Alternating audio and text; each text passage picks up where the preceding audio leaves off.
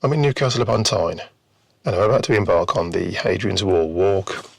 Now, if I remember my history, it's been here since AD 122. It was built by the then Roman Emperor of the time, Hadrian Elias, I can't remember how to pronounce his name, as a defence to the northernmost part of the empire against the then Picts of Scotland. 73 miles in length, albeit there are now sections of that wall which no longer exist. It's a national trail, and I believe it came into existence around 2003. And depending on what book you read in relation to the distances, the trail spans from anywhere from 80 miles to 84 miles, starting in Bowness-on-Solway over in the west, and ending here in Newcastle upon Tyne at Wallsend in the east. Now, I'm starting this walk from the end, only because I wanted to do it slightly different to the book. My pack weight for this trip comes in at around 10.8 kilograms with food, and without food the dry weight is 9.7 kilograms, and that doesn't include any water. I've got a filter for that. I haven't planned this walk other than to buy the guidebook. I rocked up yesterday, and I'm going to see what the walk has in store for me. In relation to that, normal rules apply. This isn't a how-to. This is my take on Hadrian's Wall, with some handy hints and tips thrown in for good measure. So if that interests you, stick around. This is my second walk of the year. The first one being the Cotswolds Way. And again, if you want to have a look and see what went on there, I'll put it in a box, as well as some of my other long-distance walking adventures that I've been embarked on over the last couple of years. The weather, it's a little bit changeable, and it's not going to be great for the entire time that I'm here. All I know is that today's section, for me, takes me from Wallsend over to Heddon-on-the-Wall, and the book says it's about 12.5 miles.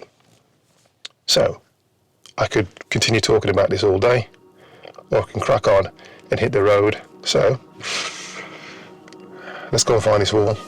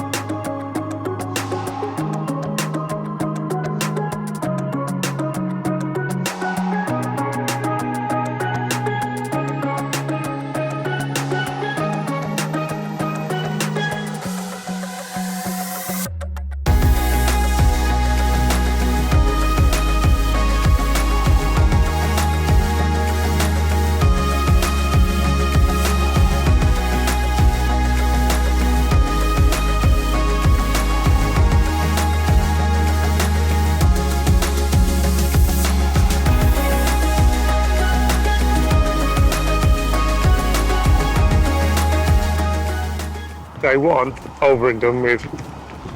Wallsend over to Heddon-on-the-Wall, or just past it. A tale of two paths. The first one is the course of the wall, and the second one is Hadrian's Way. I did a little bit of both today. Following the course of the wall, a bit of a non-entity, and the only saving grace as you walked into Newcastle was the fact that I had coffee in the cathedral at Cafe 16. I spent the majority of my time on Hadrian's Way, and that's indicated by the white acorn and the number 72. And it caters for both pedestrians and cyclists. A bit more of a feast for the eyes, and the majority of it is walking alongside the River Tyne. Yeah, a little bit of extra mileage to do, which is probably why the actual Hadrian's Way is about 10 miles more than the actual length of the wall, but well worth it. The route, actually, really reasonable. I have to take my hats off to the weather. It's only now that it started to rain. Today's been absolutely gorgeous, so I take it back from this morning. But the route's really, really flat.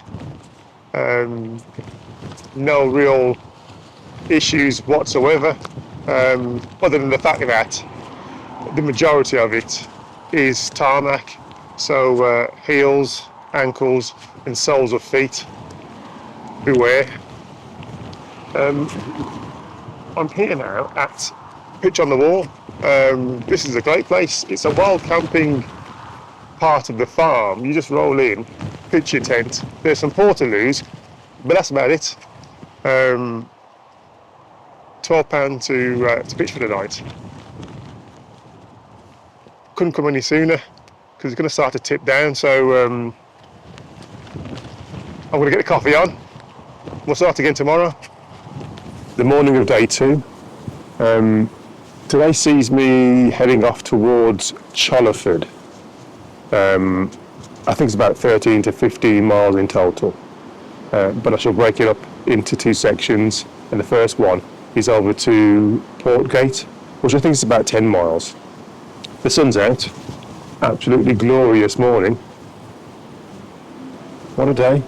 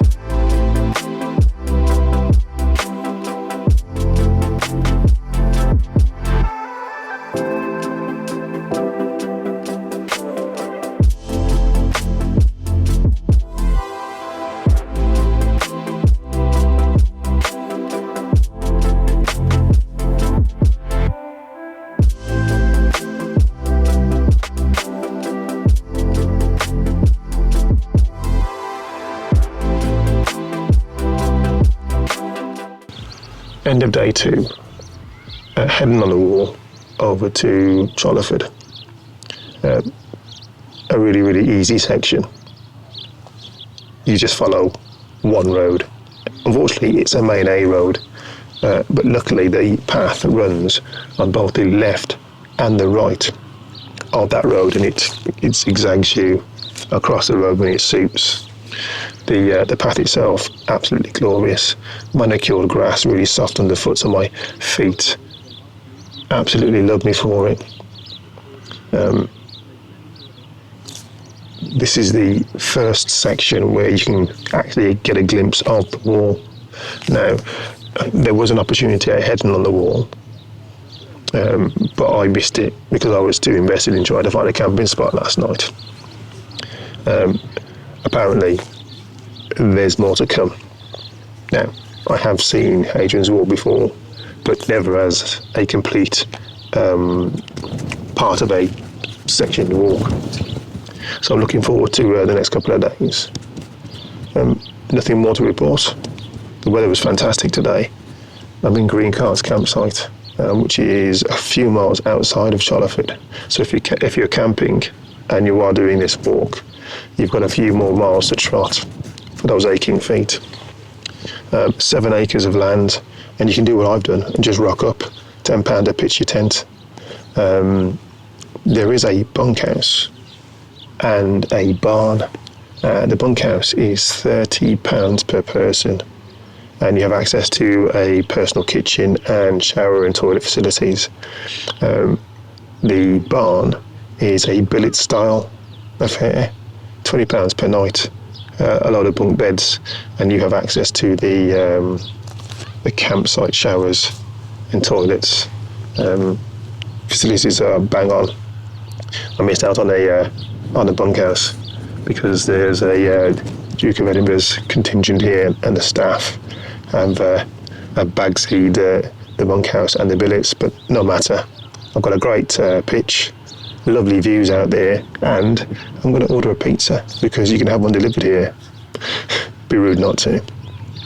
The weather's due to turn tomorrow, so this might be the last of the glorious days that I've encountered. So, going to get that pizza, have a shower, bed, same again tomorrow.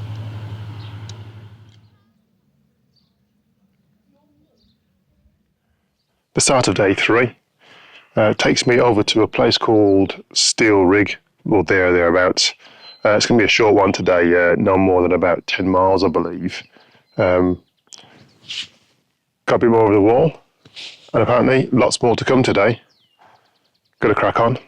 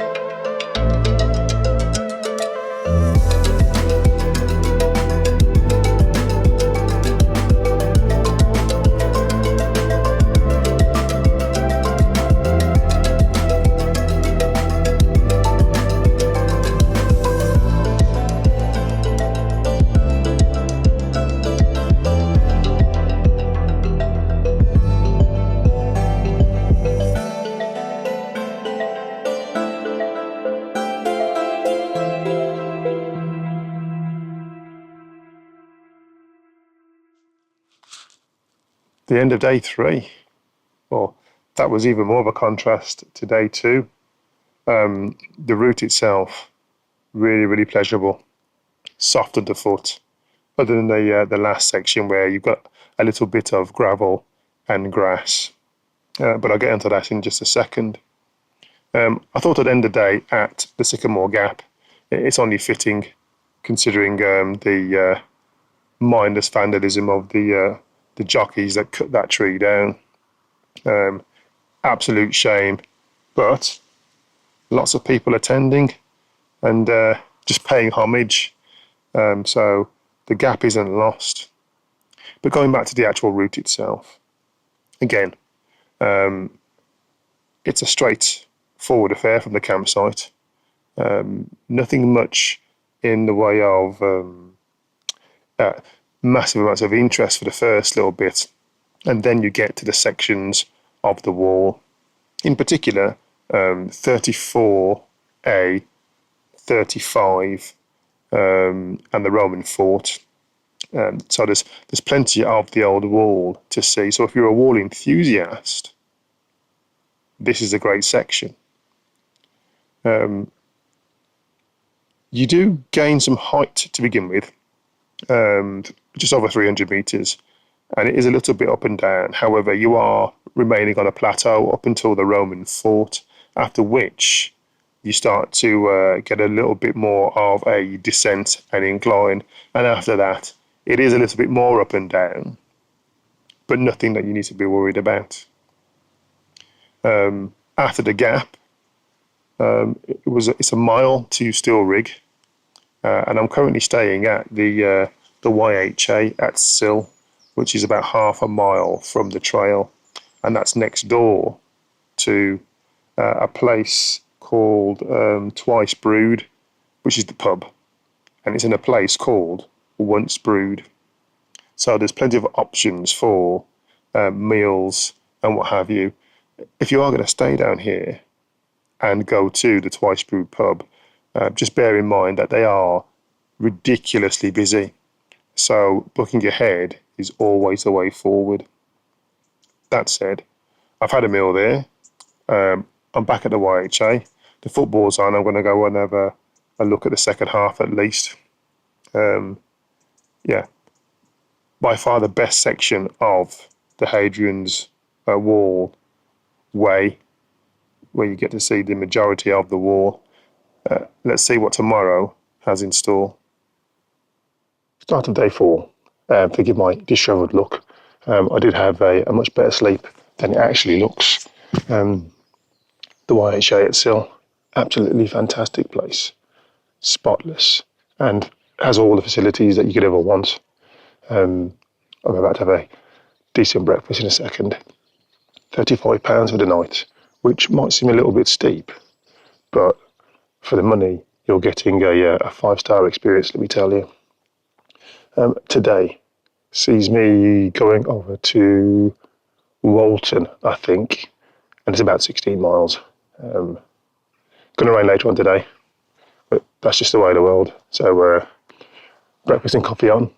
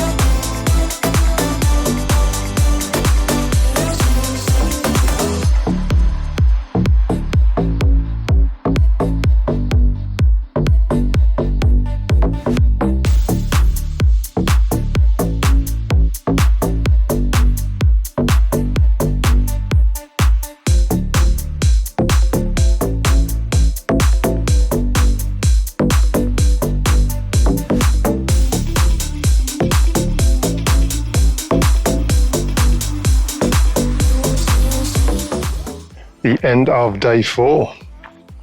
What can I say about this day? Well, a long one. As I said this morning, I think I did about 16 miles, there or thereabouts. It's probably a little bit more. The route, the main issue, if you can call it an issue, is gaining the height, and you do so right at the start of the day. If you've stayed in a YHA, you've got to get your 342 metres straight away, and that takes you to the highest point of the walk. After which, actually, fairly simple. A few ups and downs, but the ups and the downs, you're not really losing too much height or having to gain that height back. So it's pretty much a plateau. Lots to see of the wall. And then you start to lose your height. And that's when it becomes a little bit monotonous. The ground is still really pleasant. There are a couple of bits on the road which are hard on the ankles, but above all, a really pleasant walk. The rain tipped it down earlier, so it made a section of that a little bit miserable, but outside of that, it was okay. The lower ground sections, the actual sections of the wall, I think are better than the main bits down by the Sycamore Gap. For wall enthusiasts, there's a little bit more for you to see, and those sections give you more of an indication of what it might have been like in AD 122 when that wall was first built. I'm here now in the Sandy Syke bunkhouse and camping, a glorious setting, manicured lawns as you saw. Only £10 a pitch, and the owners are really, really nice. They've offered me a little libation later on, which I might take them up on. I think tomorrow is going to be a shorter day. I haven't quite worked it out yet, but the tent's all pitched up now. I'm going to have my evening meal and that cheeky beer, and then start again tomorrow. Day 5, penultimate day, and it sees me going over to Carlisle. A short one today, no more than about 10 or 11 miles.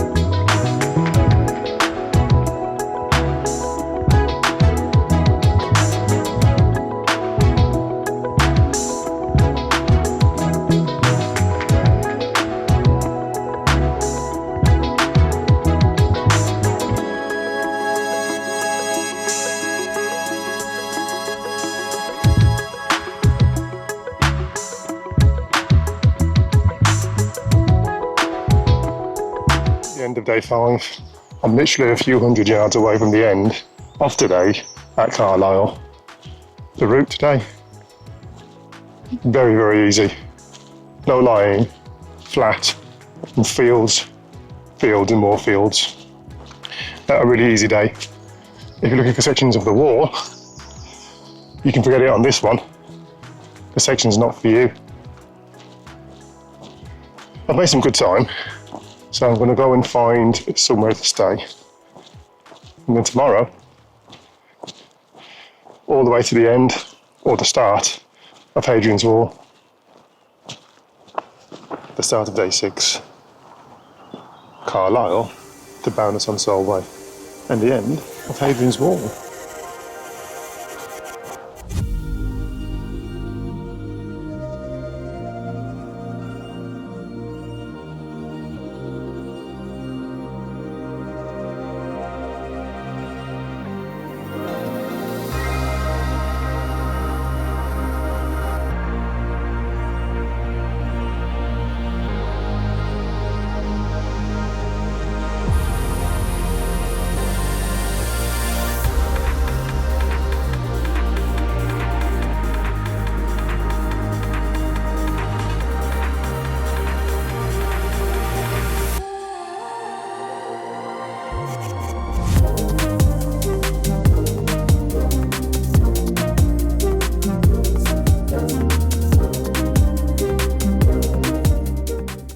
Couple more miles to go, and I'm almost at the end of Hadrian's Wall walk. 84 miles from Wallsend to Bowness-on-Solway. A walk of 2 trails for me. On the first hand, as a through pike, superb scenery and rugged terrain. Almost everything you would want from a long distance walk. But on the second, the mantle of Hadrian's Wall walk. For me, I think for the wall enthusiasts, the sections you're going to want to see are those from Heddon-on-the-Wall through to around Housesteads, and that's where everyone, walkers or not, gravitate towards. Outside of that, the walk is flat and very little of that wall to see. You're following the course of the wall, and thus you've got to decide where that course is and what the wall might have looked like, so it might be a little disappointing. I suppose if I'd have looked at it as Hadrian's Way, I might not be so conflicted. That said, would I recommend the walk? Absolutely. I think it's a perfect walk for those who are embarking on their first long distance trail adventures. But some realities first. The sections I've already talked about are catered for. However, if you're doing this walk from start to finish, there are no shops and there are no facilities en route for you to restock and replenish on all those walking essentials such as food, gas, and the odd bits of pasta. So pack accordingly for this trail, because if you run out, the trail might be over for you. And most importantly, the honesty boxes that are dotted around the trail. I've spoken to a number of owners of those, and they've got growing concerns that there is a growing trend of people forgetting to pay. So I urge you, take some change and do your part so that they can continue to do theirs and assist us in making these walks as pleasurable as they can be. That's the walk almost done for me. The second one marked off for this year. It's just making me match fit for a more involved walk that I've got planned for hopefully later on in the year. So if that interests you, stick around. Outside of that, there are plenty of other things that I need to cram into this year. So until then, on to the next adventure.